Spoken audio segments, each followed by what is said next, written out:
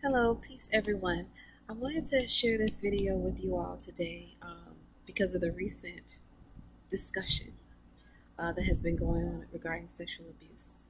And I say sexual abuse, but I'm really speaking of sexual assault, speaking of rape, molestation, incest, all those things, because there was some sort of abuse, whether it was relationship, an abuse of trust, not having consent in a relationship, not having a mutual consent in the relationship to take it to a sexual level, or whether it's someone who is in a position of authority, like a teacher, preacher, priest, a family member that touched, molested a person. All these are abuses sexually.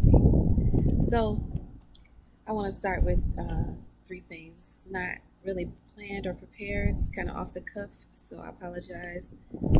Try not to ramble. But there's three things that I want to talk about concerning sexual abuse: age, consent, and safety. All right, starting with age. One of my close friends, Caleb, once said it, and it made so much sense regarding sexual relationships. If someone, so I'm jumping to consent, okay. If someone does not or is not able to give consent or withdraw consent once they've given it, they're not able to give consent. So let me say that again. Okay, so if someone's not able to withdraw consent, they are not able to give consent. So obviously, you should not proceed sexually with someone who has not given you consent or has the ability to withdraw consent. That is if they're intoxicated.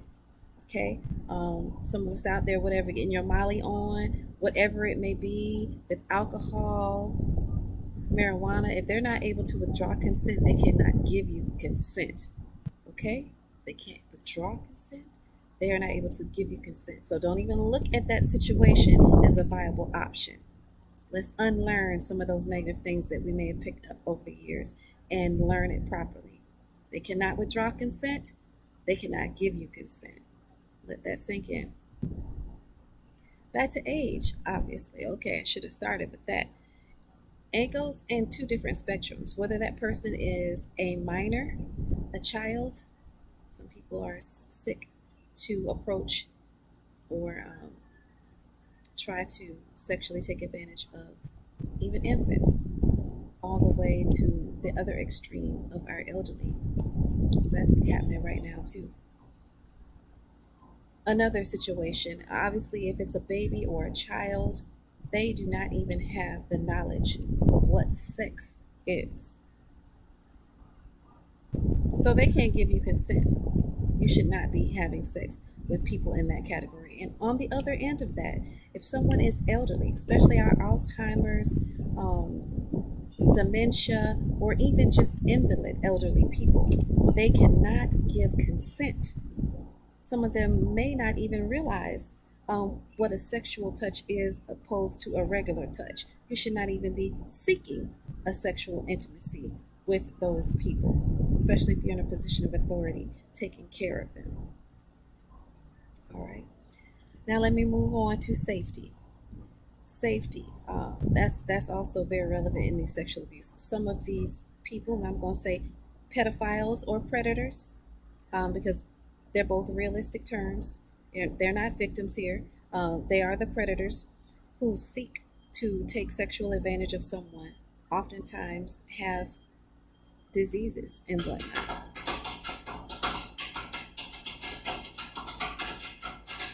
Okay, my neighbor's AC is on the fix. But anyway, okay, so they have diseases mentally, of course, and they want to hurt people with knives, guns, weapons, chains, bondage. Now, if this is not a mutually consenting situation, obviously it's not safe. And if people are involving those things or have those things in the vicinity and you are in a position where you have to choose, that's a that's a situation you should not choose to be in if they are telling you there are going to be these type of things involved. And you should immediately get out of the situation with them and avoid contact with these people at all costs.